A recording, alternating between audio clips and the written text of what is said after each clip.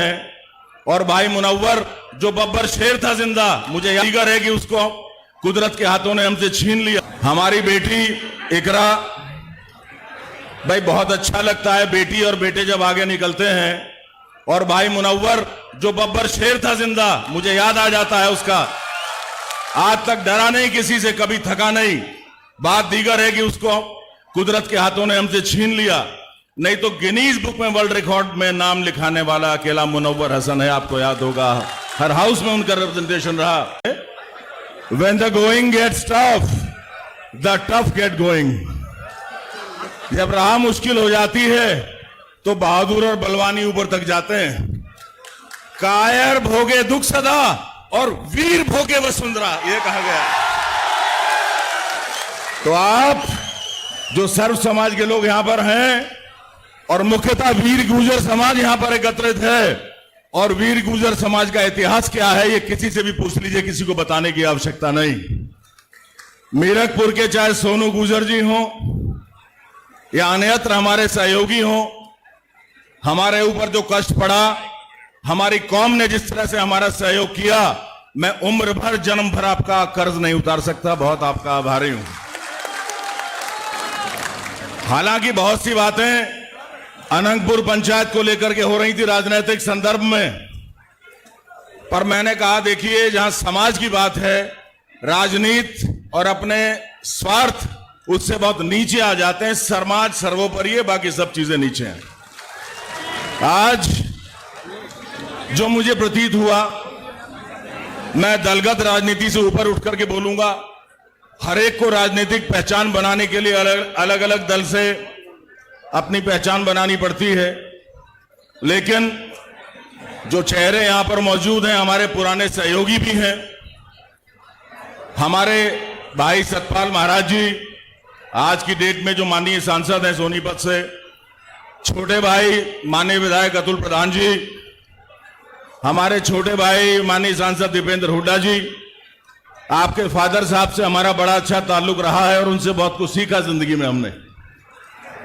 हमारी बेटी इकरा, भाई बहुत अच्छा लगता है बेटी और बेटे जब आगे निकलते हैं। और भाई मुनव्वर जो बब्बर शेर था जिंदा, मुझे याद आ जाता है उसका। आज तक डरा नहीं किसी से, कभी थका नहीं। बात दीगर है कि उसको कुदरत के हाथों ने हमसे छीन लिया, नहीं तो गिनीज बुक में वर्ल्ड रिकॉर्ड में नाम लिखाने वाला अकेला मुनव्वर हसन है। आपको याद होगा, हर हाउस में उनका रिप्रेजेंटेशन रहा। और आज हमारी बेटी जब आगे बढ़ती है तो फक्र से हमारा सीना चौड़ा हो जाता है।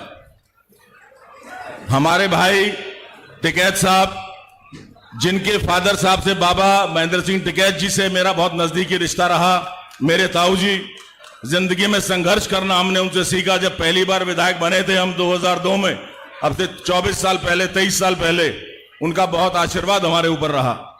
बाकी मैं जिनका नाम नहीं ले पा रहा हूं, उनके प्रति भी अपना सम्मान प्रकट करते हुए मैं ये कहना चाहूंगा कि हमें समस्या का निवारण ढूंढना है, समस्या को उठा करके काबू से बाहर नहीं करना। मेरी बात का बुरा ना माने, मैंने कल अपना एक स्टेटमेंट फेसबुक पर डाला था और उसमें मैंने कहा था कि इंडियन फॉरेस्ट एक्ट, अंग्रेजों ने, जब अंग्रेजों की हुकूमत हिंदुस्तान पर थी, भारतवर्ष गुलाम था, 1865 1865 में, अब से 150 साल पहले बनाया था। और इस नियत से बनाया था कि भारतीयों का शोषण हो सके और यहां के फॉरेस्ट सोर्सेज का दोहन हो सके। जहां पर कोई पेड़ भी नहीं हुआ करता था, उस जगह को चिन्हित कर दिया और कह दिया फॉरेस्ट लैंड है। लेकिन जैसे बिटिया ने कहा, इकरा ने, क्या राजा अनंगपाल सिंह का नाम इतिहास के पन्नों से हट गया? बोलो, हट गया क्या? है अभी भी। कौन नकार देगा इतिहास को? अनंगपाल तोमर राजा का बसाया हुआ अनंगपुर है। कैसे इसको झुठला दिया जाएगा? कहां अंग्रेज थे जब ये बसा? उस समय किनका राज था? जाके देखिए किस मुस्लिम शासक का राज उस समय रहा है और क्या उस समय परिस्थितियां रही हैं। और 150 साल पहले का कानून बनाया हुआ आज इसको ला करके और एक अमानवीय तरीके से शोषण किया जाए, बर्दाश्त नहीं है। भाइयों बहनों, हाथ जोड़ के कहता हूं, बर्दाश्त नहीं है। संघर्ष की दो राह हुआ करती हैं। जब आजादी की लड़ाई चल रही थी तो कहा जाता था कि एक तो हिंसावादी हैं, एक अहिंसावादी हैं। मैं अपने जीवन में दोनों को आत्मसात करता हूं। जहां हिंसा की जरूरत रहती है पीछे नहीं रहता, और जहां अहिंसा की आवश्यकता होती है तो अपने ज्ञान को, अपनी विद्या को शक्ति के साथ लगाता हूं। मुझे प्रतीत होता है कि अनंतपुर में दोनों की आवश्यकता है। युवा राष्ट्र के कर्णधार हैं, अपने समाज के कर्णधार हैं। आप लोग एक बार सुप्रीम कोर्ट के जजमेंट का अवलोकन करें, और ऐसा नहीं है कि एक जज ने अगर कोई आदेश दे दिया, हम डिवीजन बेंच में जा सकते हैं, हम सीजीआई की बेंच में जा सकते हैं, and we can challenge it. What is the problem? We can go and challenge it in the court, and I am sure that we are going to get the jurisprudence and the justice out of it. हमें निश्चित रूप से उसमें इंसाफ मिलेगा। रही बात सड़क से सदन तक की, तो देखिए 36 समाज बैठा हुआ है।